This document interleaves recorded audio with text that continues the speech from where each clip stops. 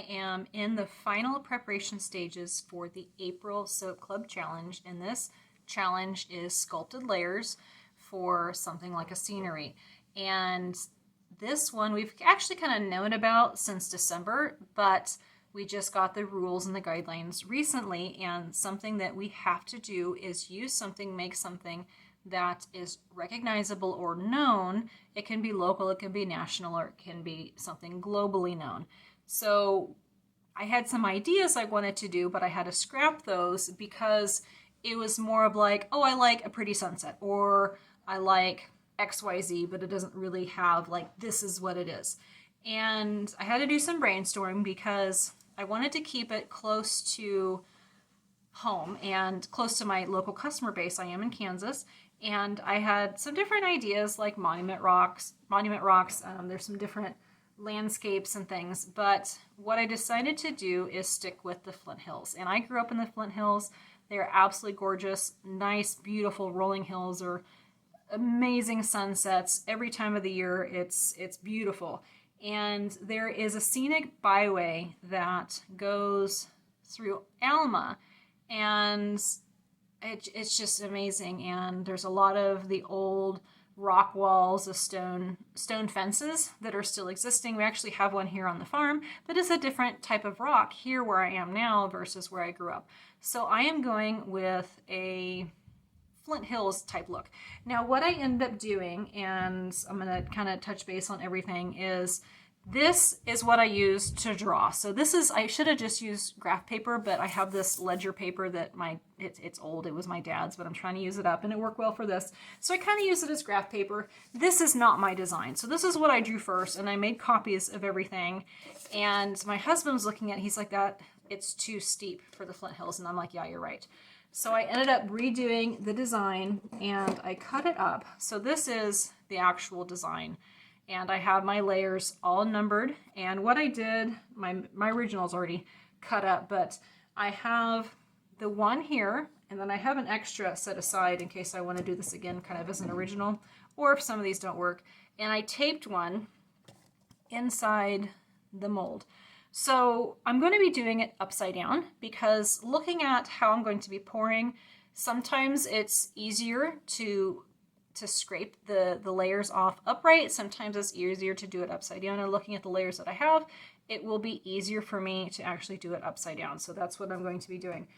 What I did, like with this one, with my design, is I made a copy. I scanned in a copy, then I got into Photoshop and I copied and pasted a bunch of little individual ones. I cut them out, and I use a cereal box because that's actually, it's very thin, but it's a pretty sturdy piece of cardboard. I glued it on, then taped it on, and then cut them out on each of those lines. So over here, I have 7 of my scrapers, so there'll actually be 8 different layers.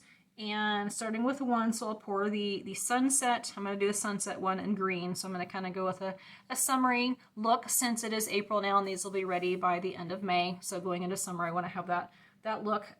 So I'll start off with the sunset, then do the sun, then start with my layers of green, and then the rock wall is right here. I try to do zigzag. Hopefully that'll come through. And then in the foreground, I will have another layer of green.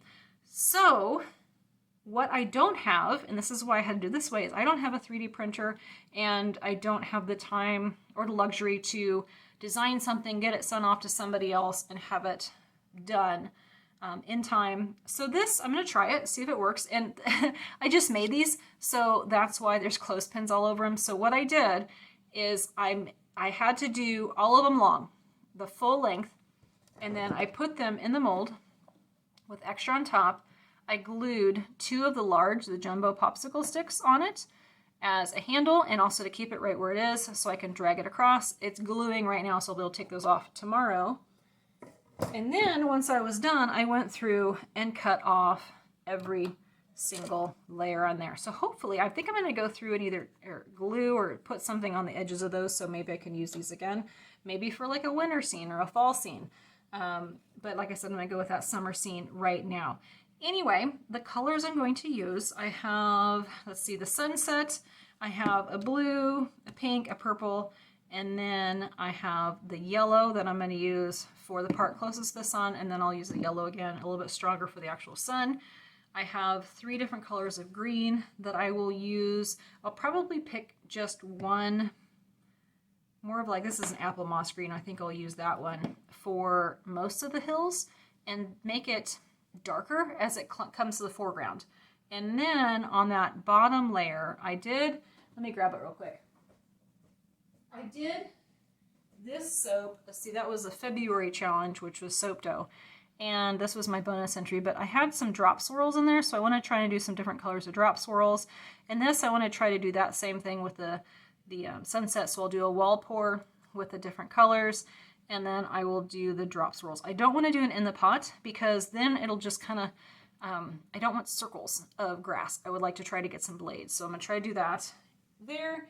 And let's see. Okay, so I've got my greens. For the rock wall, I have a gray mica and then some activated charcoal. And then for the fragrance, with this, I had my dad, my daughter, and my husband smell a bunch of different fragrances that would be good for the scenery that I'm doing, but also something that does not discolor and something that is fairly well behaved. A little bit of acceleration is okay, but I don't want anything that's going to be like bad, or something that decelerates trace, because I don't want to be sitting there forever. The other thing with the recipe that I'm doing, I'm going to be using my faster moving recipe, and I'm going to be using the one that has shea butter. So if I have something like, last month's challenge was porcelain design, porcelain painting, and January was butterfly swirls. So, hanger swirls. And those you need a quicker moving, a slow moving recipe, something that has, you can trace for days. So that one I generally use my lard recipe, but I don't want it, like when I'm doing this, I don't want to wait 15 minutes for a layer to set up enough that I can scrape it, because it will take me all day to do. So it needs to be something that will set up fast enough that I can scrape it, but doesn't set up too fast that I can't get down to the layers below. So I'm going to have to play with that. Now, two more things. The fragrance I'm using, like I was just saying, I'm going to be using Dogwood and Ginger Blossom. This is the one that everybody liked the most out of the scents that I had set out. Unfortunately, this one is discontinued. It is an amazing unisex fragrance, and everybody who smelled it has loved it. So if you find this on a D-stash group, grab it. Or if you find something that smells similar, it behaves perfectly, there's no discoloration, and it smells really good. Lastly, now that I'm there, how did I decide on what the percentage was? So here, it's not perfect graph paper. You could probably put into an Excel document as well, but these are fairly close enough that I could figure out a graph pattern, a mathematical formula, so to speak. So what I ended up doing is I counted the squares, and the ones that are bigger, I just count those as twice. Here's my little sheet. So I did, like layer 1 would be 7 by 24. I multiplied that out. So layer 2 was I just counted because it's a little bitty. Layer 2 is the sun. And then 3, 4, 5, all the way down to 8. I figured out how many squares it needed to be, and that's how far I need to pour it. So with the design, let me grab this one.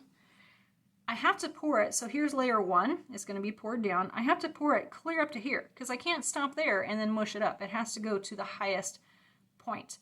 And then I will scrape out the extra. So I figure like layer 1 is going to be 20% of my entire recipe, and then having to figure each one. Now that's a little bit generous. That's 20% going up to the highest mark. And then some of them, like layer 2 and layer 4, I will just angle the mold so I don't have to fill up clear across for the sun. I only need to fill here. So if I angle the mold over, then I'll have to do a little bit, same thing with 4, angle the mold over that way a little bit. Instead of trying to figure out the exact amount and try to have as little bit of waste as possible, I don't like waste. I don't like wasting the soap. So I'm just going to make a full 2-loaf recipe, and the extra, so I'll pour 10% in here. So I'm going to do 2 loaves, have 20% total, and 10% of my entire batch will come up to here. 20% of my entire batch divided by 2 will come up to here. So that will get me there. The extra I'll just pour into another mold, and it'll be pretty. It'll have pretty designs. It won't have the layers. It'll be probably flatter. I might do a little bit of angled pour, but I'll pour up to that line, pour it into the other one, and then go on clear up to the top. So I think I have everything covered here. And yeah, that's it. So I'm going to come back hopefully tomorrow, fingers crossed, and go ahead and get started on this soap.